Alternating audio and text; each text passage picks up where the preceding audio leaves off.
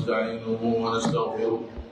ونعوذ بالله من شرور أنفسنا ومن سيئات أعمالنا من يهده الله فلا مضل له ومن يضلل فلا هادي له أشهد أن لا إله إلا الله وحده لا شريك له وأشهد أن محمدا عبده ورسوله صلى الله عليه وعلى آله وأصحابه وأتباعه إلى يوم الدين أما بعد فاتقوا الله عباد الله فتقوى الله أفضل مكتسب وخير زاد يا أيها الذين آمنوا اتقوا الله حق تقاته ولا تموتن إلا وأنتم مسلمون عباد الله اعلموا أننا في شهر عظيم التي فضلها الله وعظمها وحرم فيها جميع أنواع الظلم فقال تعالى إن عدة الشهور عند الله 12 شهرا في كتاب الله يوم خلق السماوات والأرض منها 4 حرم ذلك الدين القيم فلا تظلموا فيهن أنفسكم أيتي الله سبحانه وتعالى الله جوميراو تدودو توغدو مawɗo seniɗo hanaɗo yettede den jarnamo kanko Allah weltanomo e dow kala nema e ɓural e teddungal e yurmede den seedo ko kanko tun Allah woni ko hana rewede ka gonga eden seedo Muhammad sallallahu alaihi wa alihi wa sallam ko jiyaɗo Allah nulaɗo makko den toro Allah e juulo e maɓɓe yo juulo e ɓengure maɓɓe den yo Allah juulo e dendanangal sahabaɓe maɓɓe kala on irtuɗo ɓaawo maɓɓe ñentini sunna maɓɓe on jokki batteji maɓɓe ɗin ila yawmiddin allahumma amin musidɓe tedduɓe hulen Allah hattide no Allah hana hulirede non hulen Allah e hoore soobe e hoore gonga hulen Allah anditen kulol Allah ko ɗum woni dambe ɓurɗe teddude ɗen ɗo yo wiyeede oɗo ko pullo ɗo ya ɗaɓɓu wiyeede o ko maninkajo o ko sosojo ni ɗo ya ɗaɓɓu wiyeede o ko e iwdi kaari ni ɗaɓɓi siforgol kulol Allah cuɗora ɗum ko ɗum woni dambe gongaje ɗen dambe luttoje dambe ɓantayɗe fimaɗa aduna ɓantoya fima ñalande dargal kulol Allah ko ɗum woni njoɓa mo neɗɗo hani yoɓade sabu ko njoɓa mo lannatano njoɓa mo lellata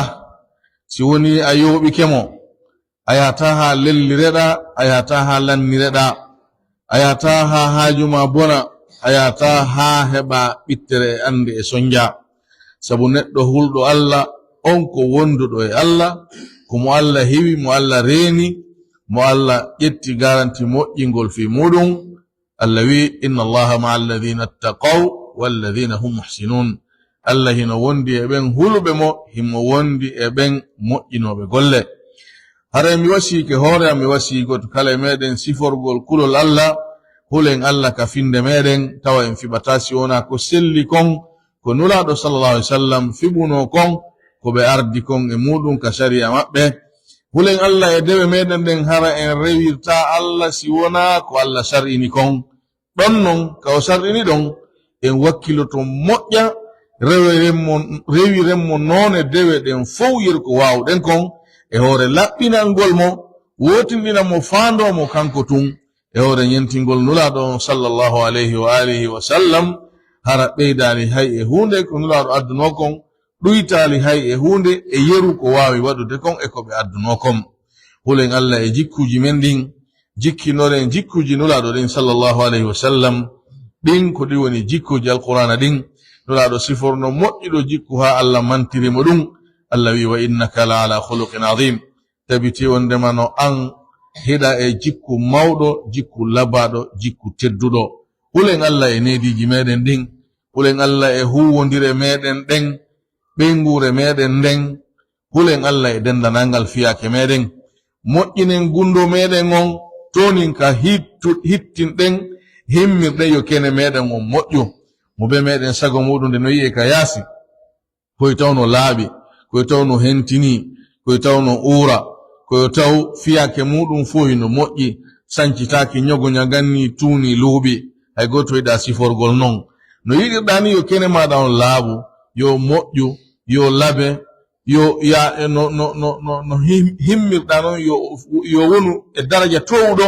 himmu toni ɗon yo gundo maɗa on moƴƴu moƴƴingol gundo muɗum ko moƴƴingol ɓernde muɗum nden laɓɓinande e kala nyawuji ɓernde hasidaku fasiqaku nafigi yagal anyugol tagore Allah nden e hoore mere e hoore fenande sabu iwdi maɓɓe ma sabu leñol maɓɓe ma sabu ko ɓe suɓi e fiyakuji aduna maɓɓe ko ya ɓoro ɗiɗo ɓoroɗa nafigi yagal woɗɗitoɗa shirkangol Allah subhanahu wa ta'ala ɓernde maɗa nden cuɗirande mawningol Allah heewirgol fi Allah suɓagol ko Allah kon weltora ɗum non tun yondinora ɗum non tun fawo e Allah hoolomo hooloramo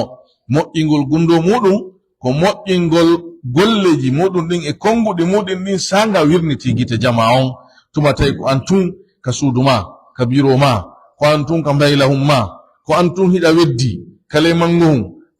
kala ka wonɗa yo taw téléphone maɗa on e dendanangal konngol ngol wowlideteɗa yo taw ko ngol weltorɗa yo taw tagore Allah nen fo hino nanirma yo tawɗa welti sa jonnama micro ko konɗa wolde ɗo ya wowlu fo nana yo taw hiɗa weltori yo jama on nanana ɗum konko wonɗa e ndarude ka téléphone maɗon ko yo tawɗa welti si ɗum paɗama projection écran géant innama kon ɗo kaari woni ndarude ko yo taw hiɗa weltori ɗum hiɗa jaɓi ɗum so tawi a siforini haray a moƴƴini gundo maɗa on mo moƴƴini gundo muɗum huli Allah e gundo makko on Allah wallay mo moƴƴinana mo kene makko on surdana mo ayibeji makko ɗin sabu ala mo ala ayibe yafano mo faljereji makko ɗin haray miɗo wasiyo hoore an wasiyo goto kala e meɗen yo siforni e dendanangal alhaaliji makko e dendanangal sayiji makko Allah tedduɗo towɗon o wi e kono gomɗinɓe hule Allah hattinirde no Allah hana hulirede non wota ko satti wo on maayi sona ko julɓe jebbilaniɓe Allah nden jebbilare wiyande ɗon ko nde woni hulugol Allah ko ɗum woni notagol mo e dendanangal ɗi o yamiri ɗin waɗa ɗiyeru feere muɗum nden woɗɗito dendanangal ko haɗi kon ɓoro ɗum terto ɗum hisa e ɗum kene muɗum e gundo muɗum njanɗi muɗum e fanɗi muɗum feeñi muɗum e suuɗi muɗum si feƴƴi ɗum musidɓe tedduɓe hitande 2024-2025 nden nde yahi Allah okki en wurugol nde fo mayre nde yahi nde yaadi e ko golluɗen kon tan sikku yahi ko yahi yejjitama fi muɗum la wona non nde yahi nde yaadi e ko golluɗen kon ko golleji ɗi waɗɗe ni gila 1er janvier 2025 ha 31 décembre 2025 ko golluɗen ɗon kon konguɗi meɗen e kuuɗe meɗen kala ko waɗuɗen feeñiwo suuɗiwo nganɗiwo fanɗiwo kala ko waɗuɗen goɗɗo andi fi mum goɗɗo anda Allah kan ɓaytun hino andi Allah kan hewnde suuɗaki mo himo halfini malaikaɓe ko winda dendanangal ko waɗuɗen feññinɗen wo suuduɗen wo yen andu ɗum non fof nde hitande ɗon nde ñobbodi ɗum e ɗeri nde yaadi e muɗum ɗum ko fontoyte ɗum yeeso Allah ƴette jonni tema wiyeɗa ya jangu wiyeɗa iqra kitabak kafa bi nafsika alyawma alayka hasiba jangu deftere maɗa nden yonima ɗo hande ñawowo hoorema hay goto ñawatama a yoni hande ko ñawa hoorema jangan ɗon hoorema aqirranto ɗon hoorema ko waɗunoɗa e ko wi'unoɗa e ko sallinoɗa waɗude tawi koko hanuɗa wadde e ko sallinoɗa wi'ude tawi koko hanuɗa wi'ude a janganay ɗon hoorema nden ñande nden ñalande ɗon mo ɓe meɗen yo andutu nden anditira nden e hulugol Allah e ko tawi kon waɗi tasko hoore muɗum ñaawa hoore muɗum ɗo ko atti wi'ode yo ñaawo e hoore muɗum nden ñande hande ɗo ko antun e hoore ma wi'ito ɗi ɗeri ma hiɗa andi ko golluɗa kon hay si woodi hen ko yejjutuɗa kono hiɗa andi ko ɓuri mawnude kon ko ɓuri himmude kon moƴƴi ɗin wo bonɗi ɗin wo dartu ko honno waɗuɗa e nder nde hitande ñaawa hoore maɗa ka tawi ɗon a moƴƴini weltoɗa yetta Allah jarnamo ko kanko hawrindinma toroɗamo yo jaɓane o newinane marugol hara abonnirali ɗum yeddugol mo e wopugol yamiroje makko ko tawi kon a bonni yawnora toragol Allah yo yaafoma yurminkinoɗa wulla e makko yo accane toroɗamo no surrirma ɗo ni yo surro e ɗum ñande dalngal hara o wirto yaalima toroɗamo yo dande yiltitagol e ɗum ɗon adanoɗamo a yiltitotako e ɗin boneji ɗon a yiltitotako e kin bonki ki faggitiɗa ɗon adanoɗamo a moƴƴinay hoore maɗa ɗo e yeeso ɓoya a daroyade yeeso Allah Allah wi wa amma man khafa maqama rabbihi wa naha an-nafsa 'anil hawa fa innal jannata hiya al-ma'wa Allah wi kala wo on huluɗo darande nen yeeso jomi muɗum daroyagol ngol yeeso Allah sabu nulaɗo maki sallallahu alaihi wasallam ala e meɗen hay e goto sona o daroto yeeso Allah kanko e Allah ɓe yewta hara nantinowo ala nen darande ɗon Allah wi kala on huluɗo nden o haɗi wonki makko kin e mbeleɗe makki wonki ko mere tun ko sama kala tun ko puyndan tun woni ko yiɗi ɗen mbeleɗe wonki ɗon dan haɗi wonki muɗum kin ɗum sakkiki e muɗum hiwiki howiki reniki e mbeleɗe makki Allah wi on ɗum hare werde makko nden ko aljanna on hare woni ko habbimo hare musidɓe tedduɓe nde hitande 2026 ɗo nde naati nde ta sikku koye bonus wonɗa ma koye kado wonɗa ko hujja Allah woni e timmugol e hoore maɗa e to nde ɗo nde wona moƴƴintinanayi ndema ko feƴƴi kon ko bonnuɗa kon e feƴƴude nden e to nde hitande ɗo nde wona ɓeydorema e moƴƴereji e to nde hitande ɗo nde wona ɓeydaynema e ɓadnugol Allah subhanahu wa taala ndaaru hoore maɗa ka gandal dina honto fewndiɗa etoɗa ɓeydoɗa ndaaru hoore maɗa ka gollitirgol ngal gandal ka dewal Allah nde julde farilla e sunna muɗum argol ka juulirde juula hara wonali ɗanagol ha e 7 heures immo sulmo juula ka suudu ɗon e argol juula geeƴe hara yutali golle wiya ngungima joɗo ndara journal ndara ballon argol ka juulirde juula dartu hoore ma e nde julde dartu hoore ma e mawɓe maɗa ɓen honno wawɗa e maɓɓe ɓe wuuri woɓe wayi wo sabu haqqeji maɓɓe ɗi lannata e hoore maɗa fodde an hiɗa wuuri daru hoore maɗa e ɓengure maɗa nden ha honto wonɗa ɓe ne'ude needi diina needi na nyammingol honna nyawda holtina ɗum no jeya e needi ko na ɗum won needi tigi tigiri non ko needi ɓandu non needi ruhu on ko ɗum won needi ndin ha honto dariɗa fi ɓiɓɓe maɗa ɓe yo jangu diina ha honto dariɗa fi ɓengu maɗa yo jangu diina jama on si woni hirande manki ɓengu makko defal hirande makko nden karti on fo moɓoto ɓengu makko yawno ka jande yahal ka janden ɗum goɗɗo andata fi mum wolatake no waɗi wo a hittini fi ko lannata ko accata ɗo a fanɗini fi ko luttata ko yadata e muɗum sabu ɓengu maɗa ɓengure maɗa nden a woni sabu ɓe jangi harfu goto on harfu ɗon an e maɓɓe kala ko Allah okki ɓe joddi Allah okketewa muɗum hay tuma mayɗa kala ko ɓe rewiri Allah e ko wonɗa sabu ha ɓe jangi ɓe faami baraji muɗum tawoyte are musidɓe tedduɓe mo kala meɗen yo wiƴƴitano hoore muɗum fiyake muɗum on o andita ɗo ɗum ko wiƴƴitoyte ɗum ñande dalngal si woni a moƴƴini ɗo ko nden moƴƴere tawoyta si woni a bonni ɗo amara ko tawoya sina nden bonnere Allah wi man jaa bilhasanati falahu ashru amthaliha wa man jaa bisayyi'ati fala yujza alladhina amilu sayyi'ati illa ma kanu ya'malun barakallahu li wa lakum fil qur'ani was sunnah wa nafa'ani bima fihima min al ayati wal bayyinati wal hikmah aqulu qawli hadha wastaghfirullaha li wa lakum wa lisa'il muslimina min kulli dhanbin wa khati'ah fastaghfiruhu innahu huwal ghafurur rahim استغفر الله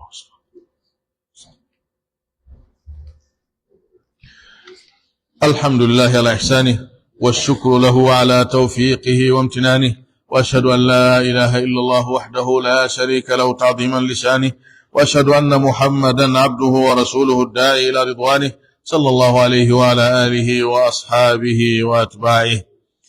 أيتي الله سبحانه وتعالى iɗen jarnamo kanko Allah weltanomo e dow kala nema e ɓural e teddungal iɗen seedo ko kanko tun Allah woni ko hana rewede e gonga iɗen seedo wonde Muhammad sallallahu alaihi wasallam ko jiyaɗo Allah nulaɗo makko ɗen toro Allah yo Allah juulo e maɓɓe juulo e ɓengure maɓɓe ne kala sahabajo maɓɓe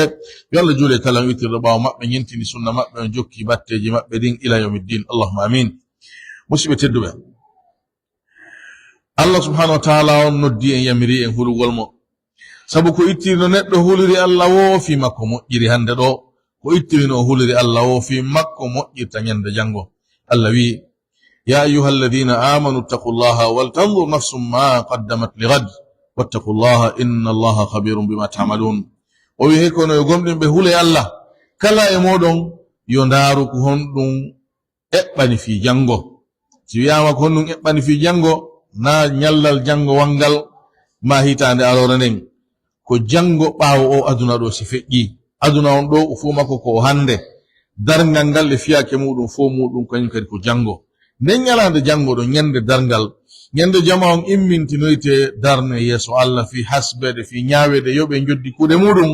Allah wi ndaari ko honɗum eɓɓanɗa hoore ma finde ñalande ndaari ko honɗum eɓɓuɗa tawoygol ton ɓay a tawoyta ton si wona ko golluɗa a tawoyta ton si wona ko ardinɗa ko wattirɗa yeeso yaaduɗa e muɗum a tawataɗa marana ton hayye hunde ko awoni marande hoorema ko awoni e épargnande hoorema ko awoni e moɓande hoorema a ɗuɗɗini ko ɗum tawoyta a fanɗini ko ɗum tawoyta a moƴƴini ko ɗum moƴƴere tawoyta a bonni ko nden bonnere tawoyta Allah wi hule Allah dow hino humpiti ko laati ɗon hiɗo golla ko Allah no andi goto kala ɓeɗe koni gollude wigol wonde himo andi konne gollude no mofti wigol an wonɗo moƴƴinde wakkilo golle maɗa ɗin ɗe yebatake ɗe majjata ɗe yejjititake fo e muɗum a yoɓoyte hino mofti kadi wigol an wonɗo e bonnude raɓɓinɗino acca haɗitoɗa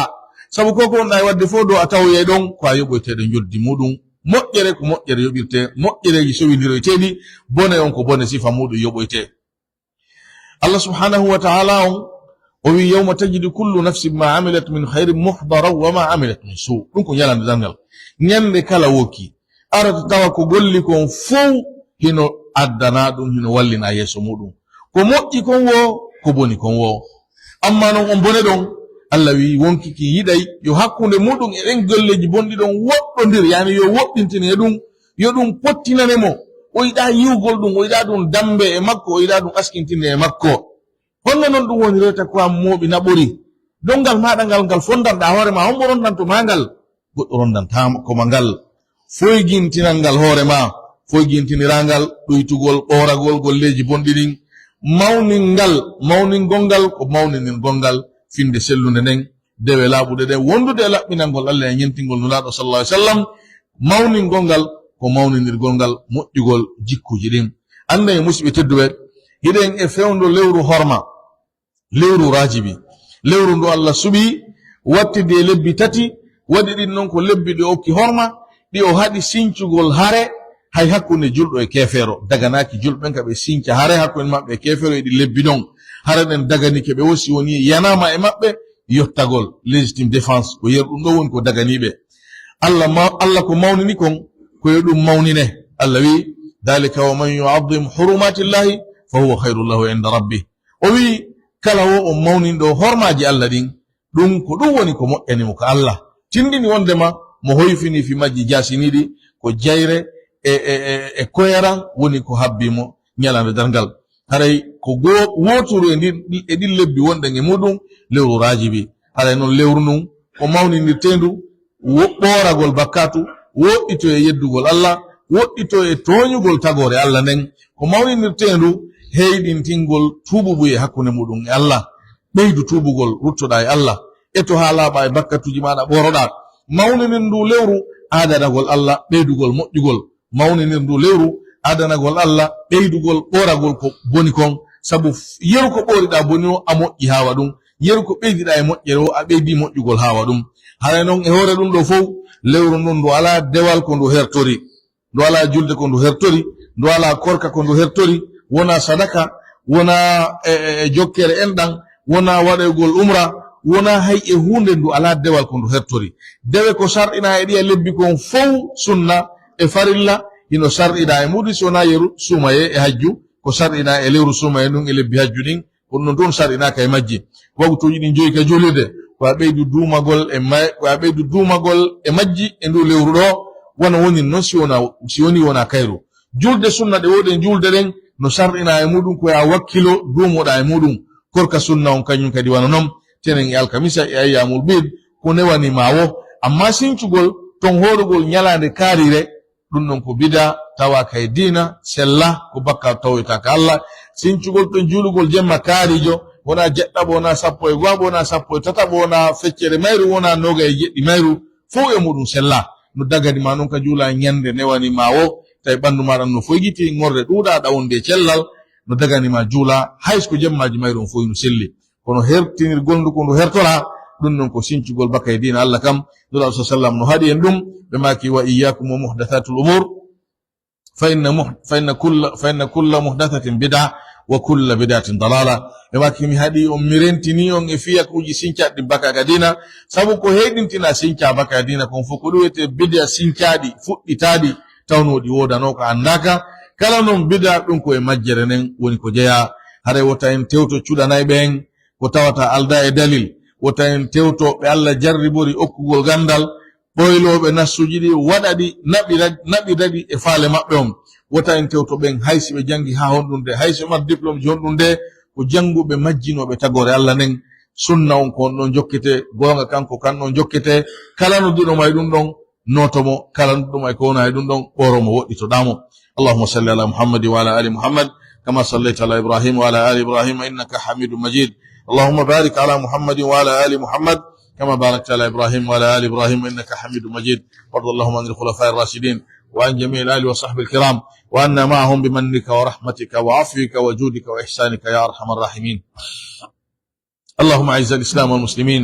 اللهم أعز الإسلام والمسلمين وأذل الشرك والمشركين ودمر أعداء الدين وانصر عبادك الموحدين اللهم آمنا في أوطاننا وأصلح ولاة أمورنا واجعل ولايتنا في من خافك واتقاك واتبع رضاك يا رب العالمين اللهم ول علينا خيارنا اللهم ول علينا خيارنا وجنبنا ولاية الفجار والفساق والأشرار يا أرحم الراحمين اللهم من أراد بنا أو ببلادنا أو بأموالنا أو بأهالينا أو بأمننا ووحدتنا سوءا أو مكرا فأشغله في نفسه اللهم أشغله في نفسه اللهم أشغله في نفسه اللهم رد كيده إلى نحره واجعل تدميره يا سميع الدعاء يا أرحم الراحمين يا قوي يا عزيز يا جبار يا رب العالمين اللهم إنا نسألك الهدى والتقى والعفاف والغنى ونسألك الدرجات العلى من الجنة اللهم تقبل توبتنا واغسل حوبتنا وأجب دعوتنا وثبت حجتنا واسلل سخيمة صدورنا ربنا تقبل منا إنك أنت السميع العليم وتب علينا إنك أنت التواب الرحيم